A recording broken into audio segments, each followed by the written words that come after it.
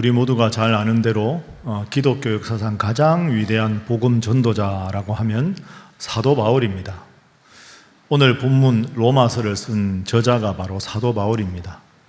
왜 사도 바울이 훌륭한 복음 전도자인가? 여러 가지로 설명할 수 있겠지만 간단하게 세 가지로 생각할 수 있습니다.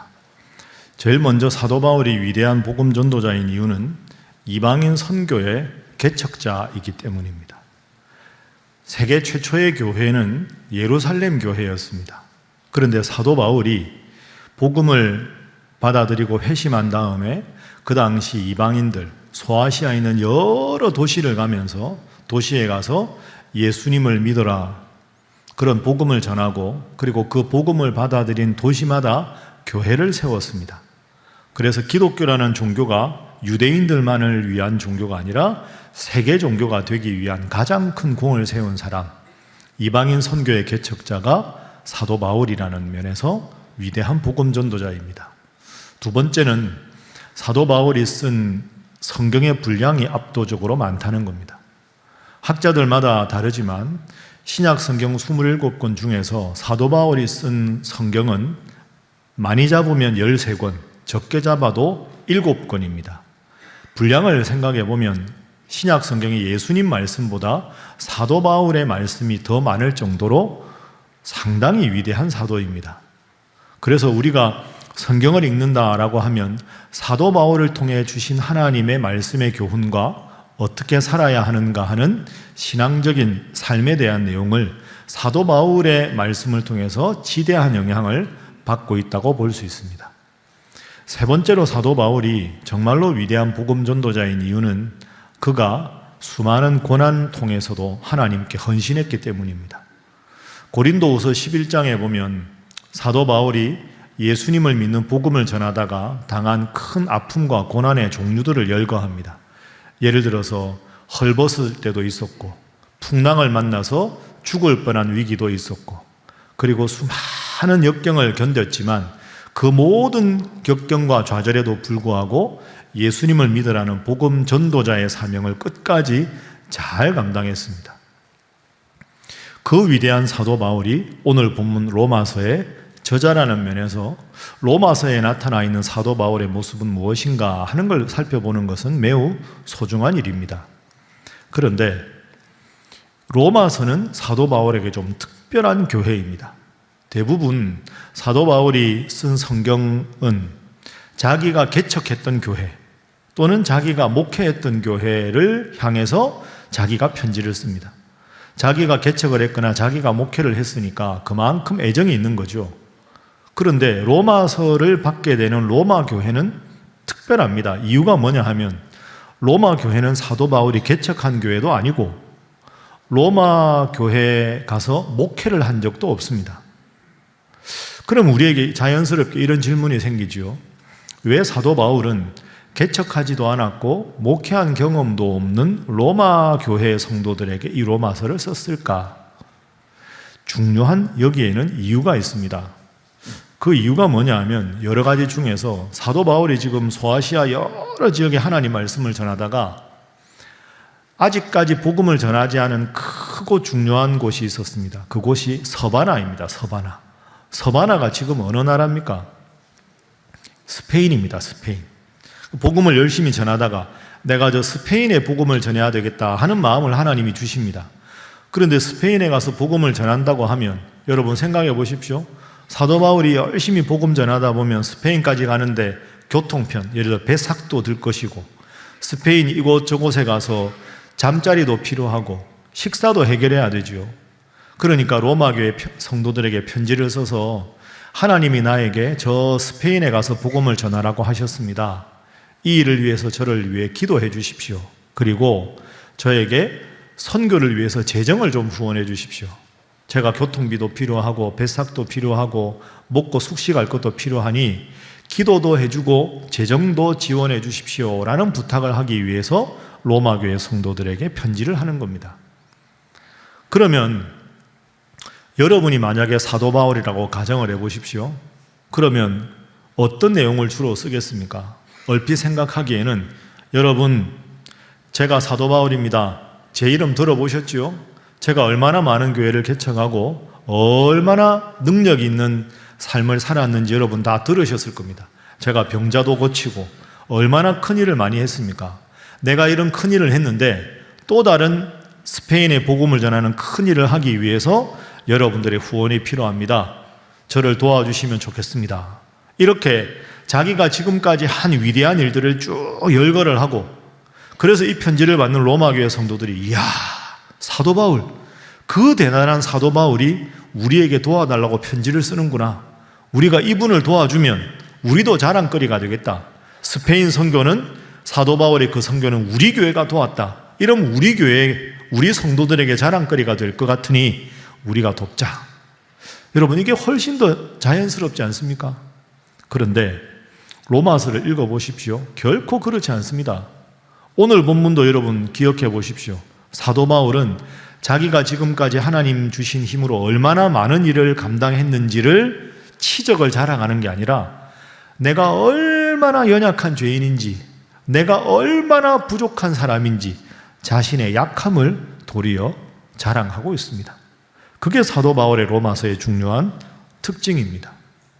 정리를 해보면 사도 바울이 로마서에서 로마교회 성도들에게 자랑하는 것은 바로 두 가지입니다. 한번 따라해 보시죠. 부족함, 허물. 이 두 가지를 강조합니다. 나는 부족합니다.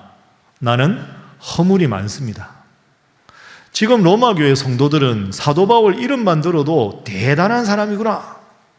사도 바울은 거의 성인에 가까운 사람이다. 한 번이라도 저분 얼굴을 배웠으면 좋겠다. 대단한 사람으로 지금 존경하고 있는데, 바울은 그런 존경받는 자신의 모습이 아니라 너무너무 연약하고 너무너무 나약한 모습만 집중적으로 부각을 합니다. 자, 예를 들어 볼까요? 우리가 함께 읽은 21절 말씀을 화면으로 한번 보십시오. 자, 함께 읽어봅니다. 시작. 그러므로 내가 한 법을 깨달았노니 곧 선을 행하기 원하는 나에게 악이 함께 있는 것이로다. 아멘. 사도 바울은 거룩한 사람이고 위대한 종이라 하나님을 사랑하는 마음만 가득하겠지라고 생각했는데, 바울이 뭐라고 고백합니까?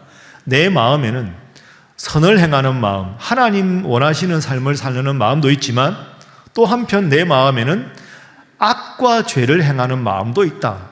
이 두 가지가 내 속에서 싸우고 있다. 그럼 이 말을 딱 듣는 로마교회 성도들은 무슨 생각을 할까요? 야, 바울이나 나나 뭐 차이가 없네, 이렇게 생각할 거 아닙니까? 이어지는 22절도 보십시오. 내 속사람 중에 한쪽으로는 하나님의 법을 즐거워하지만, 23절, 또 한쪽에는 다른 법이 있다. 죄를 향한 법이 있다. 하나님을 향한 마음, 죄를 향한 마음, 이 두 가지가 늘 내 속에서 싸우고 있습니다. 이어지는 24절 보십시오. 함께 읽습니다. 시작. 오호라, 나는 공고한 사람이로다. 이 사망의 몸에서 누가 나를 건져내랴. 아멘. 쉽게 풀이하면 이런 뜻입니다. 여러분, 저는 죽을 노릇입니다. 제가 거룩하다고요? 대단하다고요? 절대로 그렇지 않습니다. 내 마음속에는 하나님을 향한 마음과 죄를 향한 마음, 세상을 향하는 마음이 늘 부딪힙니다. 이 둘 사이의 갈등 때문에 제가 죽을 지경입니다. 저나 여러분이나 하나도 다르지 않습니다. 제가 대단하다고요? 솔직히 저는 하나도 대단한 게 없습니다. 연약한 존재입니다. 여러분과 똑같습니다. 이런 말을 합니다. 여러분, 그러면 바울이 왜 이런 말을 했을까요? 가만히 있어도 되는데. 그러면 이 편지를 받는 사람들이 보고 야, 바울 대단한 줄 알았더만 그것도 아니구나. 에이, 실망이네. 안 도와줘도 되겠다. 스페인 가는 거 알아서 하라고 해라. 우리는 돕지 말자. 실망할 수도 있지 않습니까? 그런데 왜 사도 바울은 이렇게 적나라하게 자신의 부족함과 연약함을 깊이 로마교회 성도들에게 드러내는 것일까요? 이런 뜻입니다. 여러분, 제가 대단하다고 들으셨습니까? 솔직히 그거 과장된 겁니다. 저는 잘한 게 하나도 없습니다. 저나 여러분이나 똑같습니다. 저는 완전히 죄인입니다. 그런데 제가 큰 일을 했다고요? 그 제가 한 게 아니고요. 저는 아무것도 아닙니다 끝없이 낮추니까 하나님이 은혜로 함께 하셔서 제가 복음을 전하니까 복음 받아들이는 사람도 많아진 것이고, 교회를 세우려는 마음을 하나님 주셨는데 도와주는 분들이 많아서 교회를 세웠을 뿐입니다.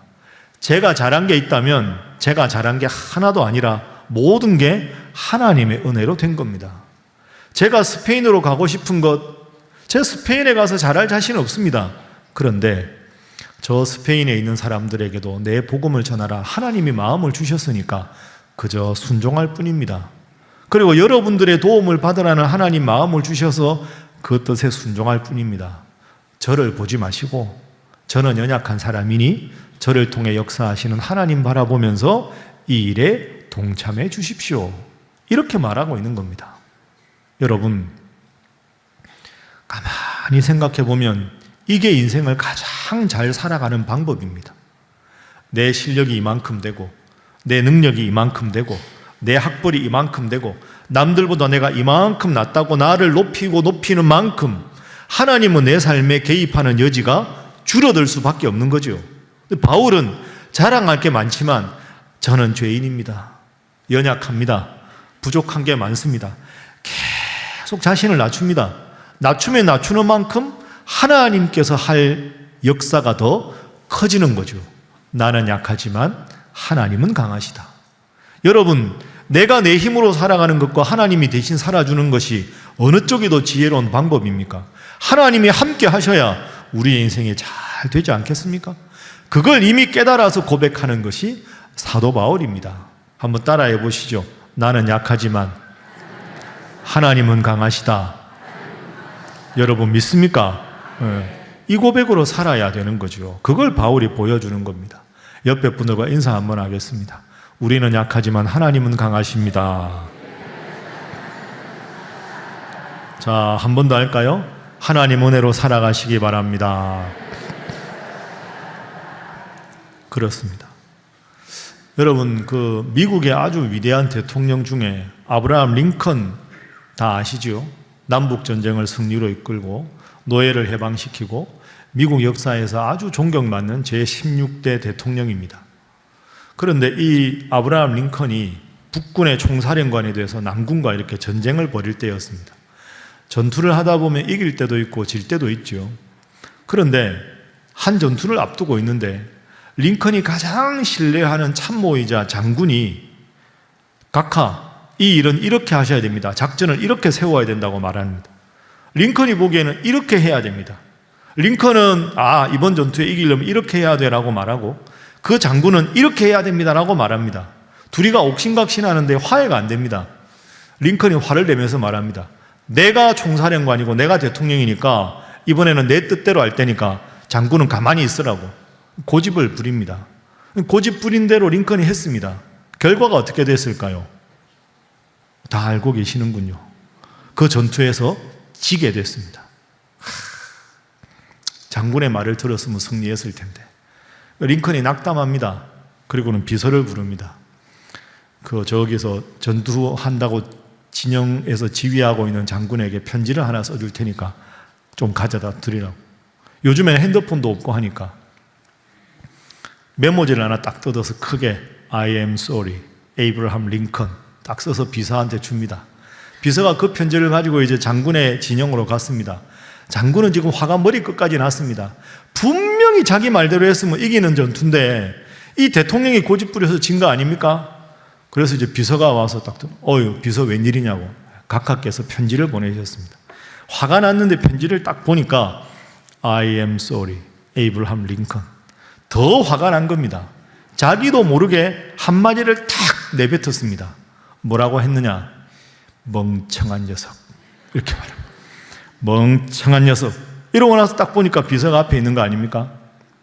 그 비서가 이제 다시 편지를 줬으니까 돌아옵니다.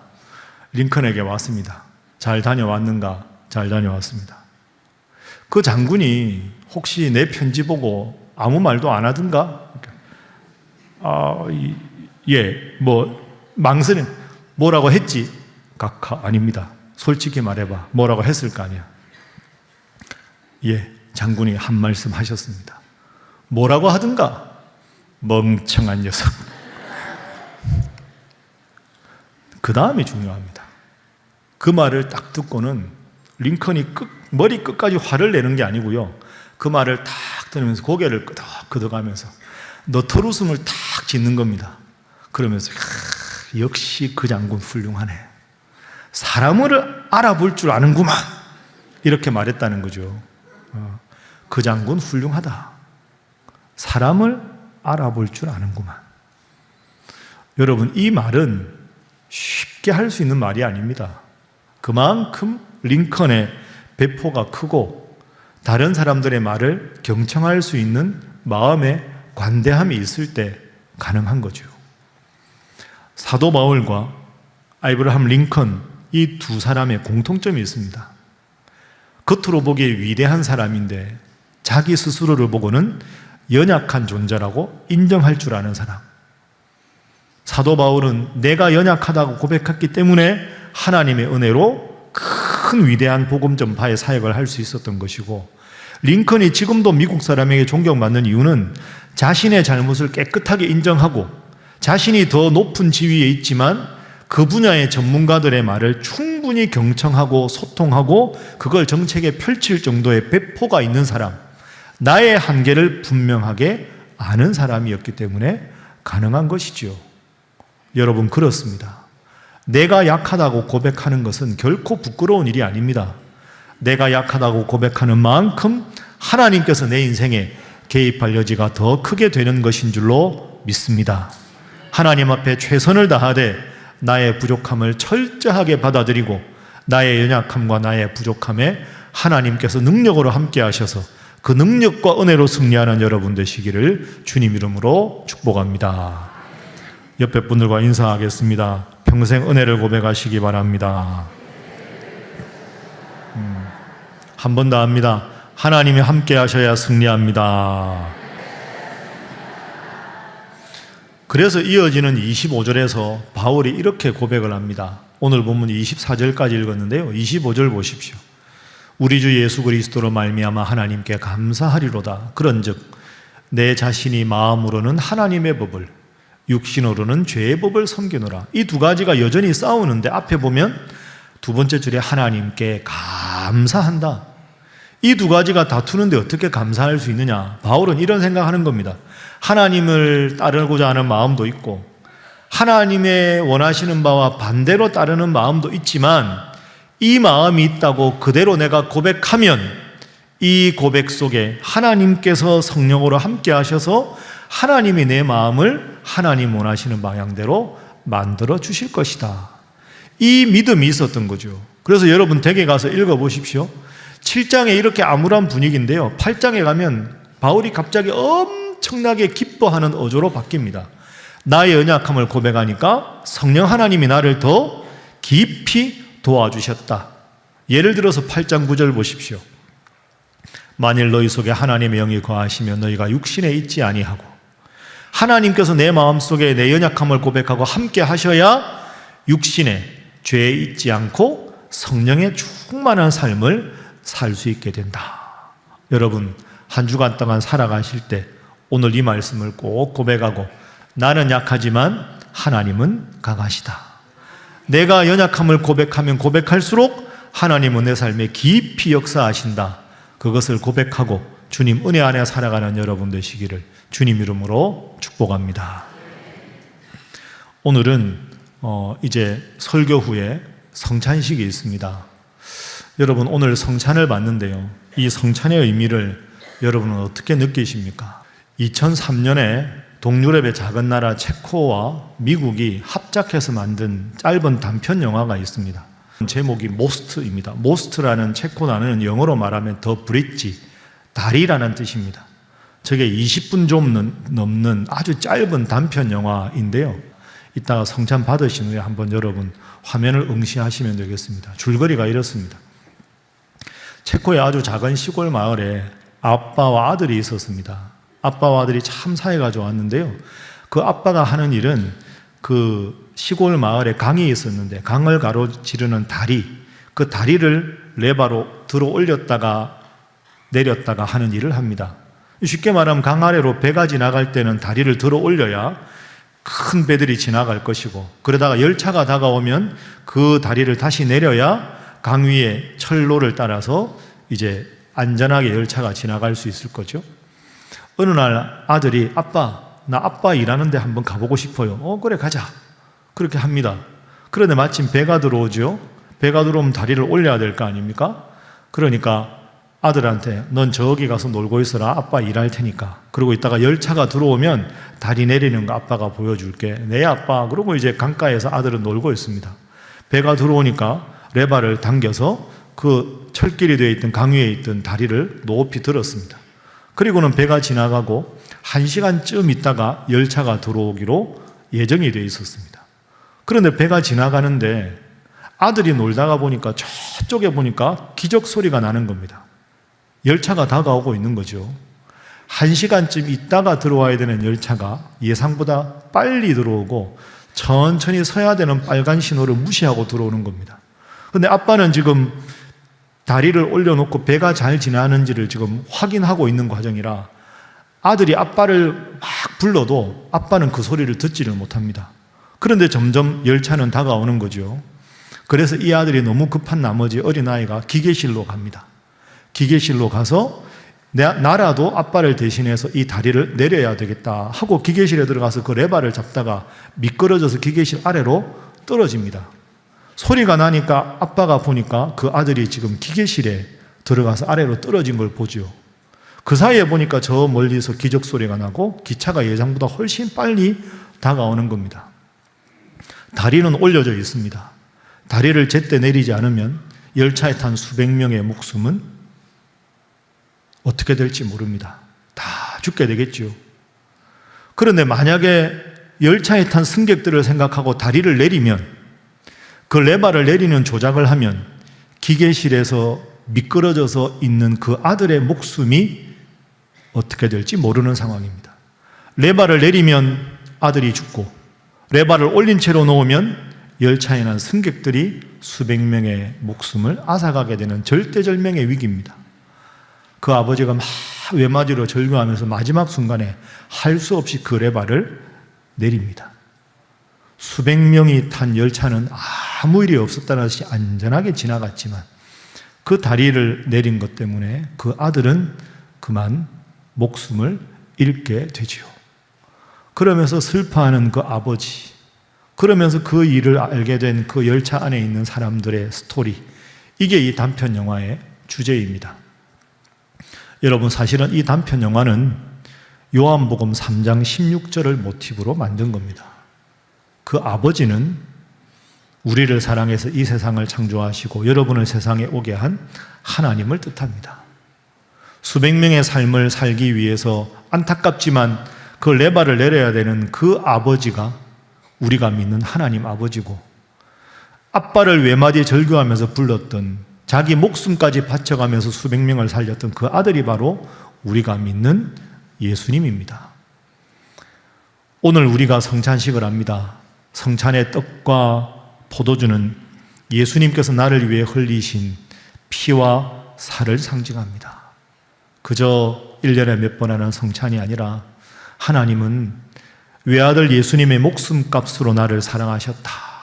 다시 한번 생각하시고, 또한 그 예수님을 더 사랑한다고 고백하되 나의 약함을 끊임없이 솔직하게 하나님 앞에 내어놓고 기도해서 하나님의 은혜로, 예수님의 능력으로 날마다 은혜 가운데 살아가시는 우리 신일의 모든 성도들이 되시기를 주님 이름으로 부탁합니다.